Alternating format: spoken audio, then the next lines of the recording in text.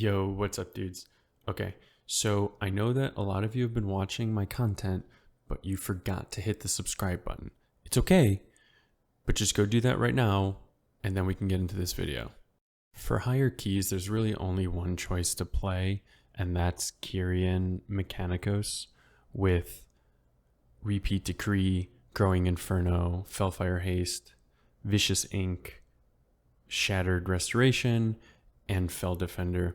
Now, some people play Condensed Animosphere over Shattered Restoration.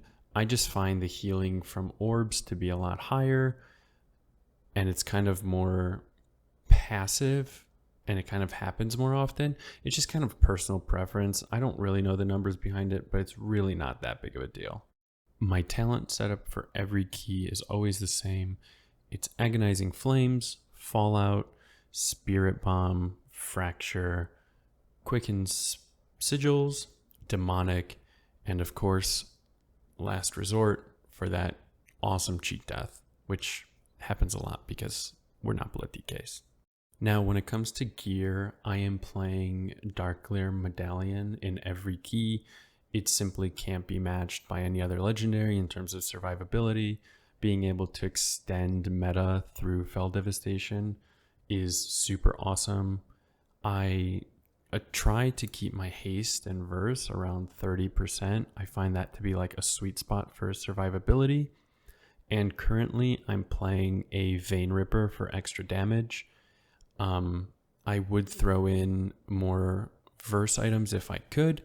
I just don't have the gear, and I do prioritize eye level over anything else. As far as my trinket goes, I recently picked up a Shield of the Ages. It's a godsend and absolutely necessary for Vengeance Demon Hunters. We need that extra defensive, especially on a 1.5 minute cooldown.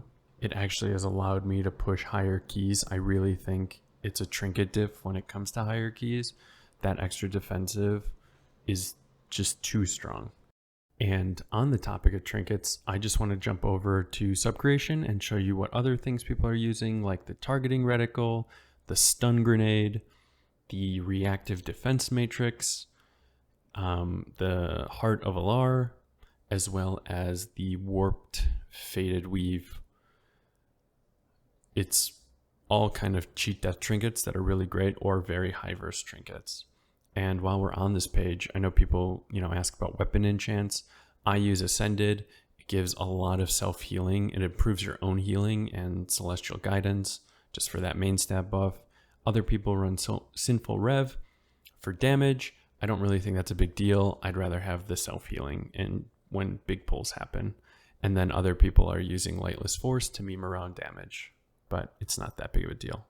And the last thing I wanted to talk about is the usage of Sigil of Flame and Soul Cleave. I only use Sigil of Flame to pull mobs.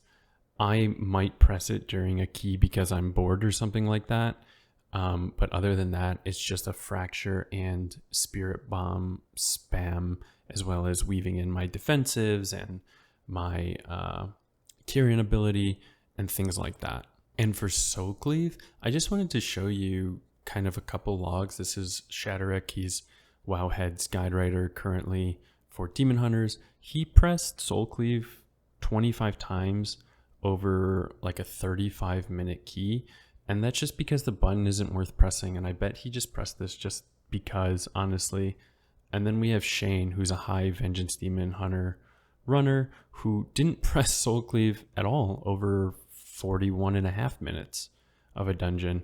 It's just an insignificant button to press because of the Spirit Bomb spam, honestly. So yeah, I hope this kind of mid to high level guide helps anybody wanting to play Vengeance Demon Hunter. Maybe they're trying to push some keys before the end of the season.